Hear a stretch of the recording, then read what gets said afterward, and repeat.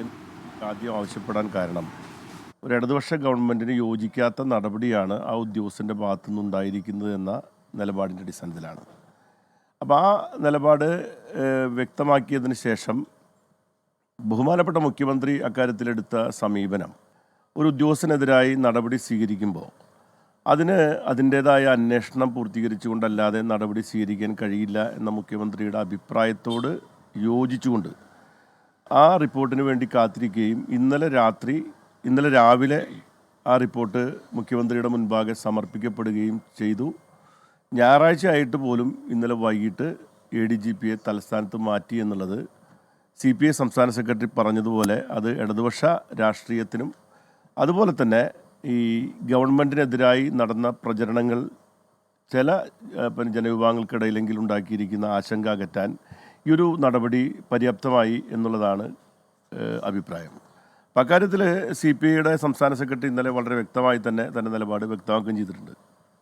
ഇതിനകത്ത് ഇന്ന് വന്ന വാർത്തകൾ ഇന്നലെയൊന്നും രാവിലെ കിട്ടിയത് ഇന്നലെ രാത്രി വരെ കാത്തിരിക്കേണ്ട കാര്യമൊന്നും ഉണ്ടായിരുന്നില്ല. പല ഘട്ട ചർച്ചകൾ നടന്നതിന് ശേഷവും ഒരു തീരുമാനത്തിലേക്ക് പോയിരുന്നില്ല. പിന്നീട് ഈ CPIയുടെ സംസ്ഥാന സെക്രട്ടറി ഒരു കത്ത് MV ഗോവിന്ദന് നൽകി.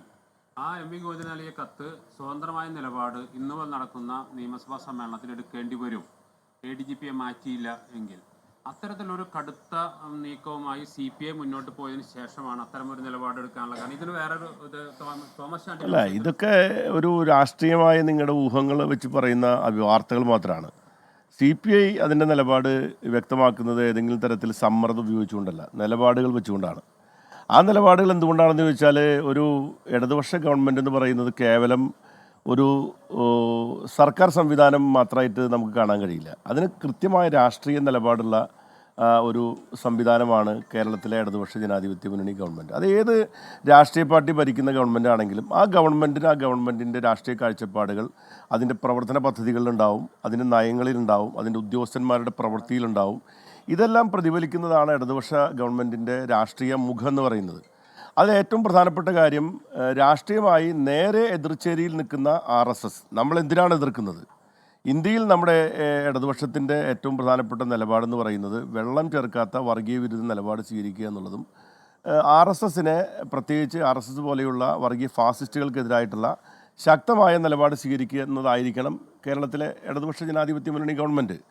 അതിന് വിരുദ്ധമായ ഒരു അഭിപ്രായ രൂപീകരണത്തിന് ADGPയുടെ ഈ ഒരു സന്ദർശനം RSSൻ്റെ നേതാക്കന്മാരുമായി പല ഘട്ടങ്ങളിൽ ദുരൂഹമായി നടത്തിയ സന്ദർശനത്തെ സംബന്ധിച്ച് ഉയർന്നു വന്നിട്ടുണ്ട്. ഈ പശ്ചാത്തലത്തിൽ ഒട്ടും താമസിക്കാതെ ADGP മാറ്റുക എന്ന തീരുമാനം ഗവൺമെൻറ് എടുക്കണം എന്ന് CPI ആവശ്യപ്പെടുന്നതിന് കാരണം അത് CPIയുടെ മാത്രം അഭിപ്രായം ആയതുകൊണ്ടല്ല, അത് ഒരു ഇടതുപക്ഷ രാഷ്ട്രീയത്തിൻ്റെ നിലപാടായതുകൊണ്ടാണ് നിരന്തരമായി ബിനോയ് വിശ്വത്തെ പോലെ സംസ്ഥാന സെക്രട്ടറി പറഞ്ഞുകൊണ്ടിരുന്നത് ഇതിന് ഇടതുപക്ഷ ഗവൺമെൻറ്റിന് ഏത് പ്രശ്നങ്ങളിലും ഒരു ഇടതുപക്ഷ പരിഹാരം ഉണ്ടാവുക എന്നുള്ളതാണ്.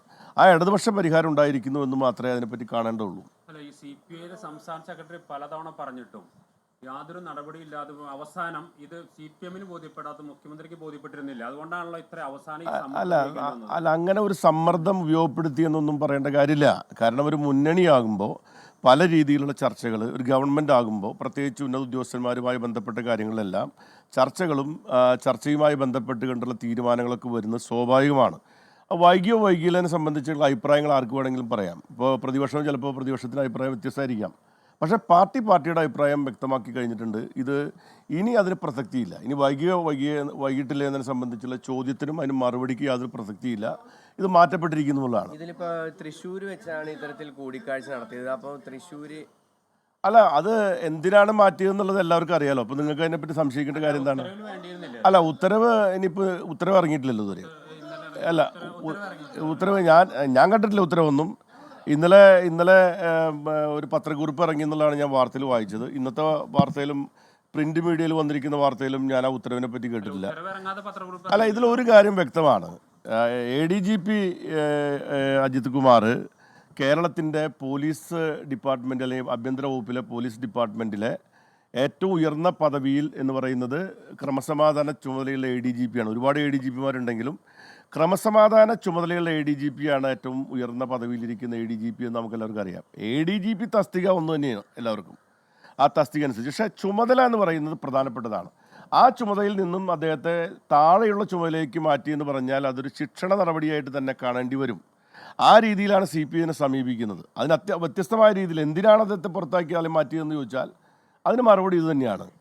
ഈ സന്ദേശമല്ലേ സത്യത്തിൽ അത്തരത്തിൽ ആ ഓർഡറിൽ എന്തിനാ മാറ്റുന്നതെന്ന് പറയുമ്പോൾ ഈ സമൂഹത്തിന് നൽകുന്ന സന്ദേശമില്ല. അത്തരത്തിൽ മാറ്റാതിരിക്കുമ്പോൾ എന്ത് അപ്പോൾ VS സുനിൽകുമാർ ADGP മാറ്റിയ കാര്യം പറയുകയാണോ? അങ്ങനെ വൈകിട്ടൊന്നുമില്ല എന്നൊക്കെ പറയുകയാണ്. പക്ഷേ എന്താ മാതൃഭൂമി പത്രത്തിന്റെ തലക്കെട്ട് ഇതാണ്, നോവിക്കാതെ മാറ്റി എന്നുള്ളതാണ് മാതൃഭൂമി പത്രത്തിന്റെ തലക്കെട്ട്. മനോരമ ഒടുവിൽ കൈവിട്ടു എന്നിങ്ങനെ പറയുന്നുണ്ട്. അപ്പോൾ ഏതായാലും നോവിക്കാതെ മാറ്റി എന്ന് പറയുന്നത് ഒരു നറേറ്റീവാണ്. ഉറപ്പായും അത് പ്രതിപക്ഷം അങ്ങനെ തന്നെ ആരോപണങ്ങൾ ഉന്നയിക്കുന്നുണ്ട്. അപ്പോൾ എന്തായാലും VS സുനിൽകുമാർ അങ്ങനെ പറഞ്ഞാലും CPI സംസ്ഥാന സെക്രട്ടറി അസംബന്ധം എന്നൊക്കെ പറഞ്ഞാലും പ്രതിപക്ഷം അത് വിടാൻ പോകുന്നില്ല.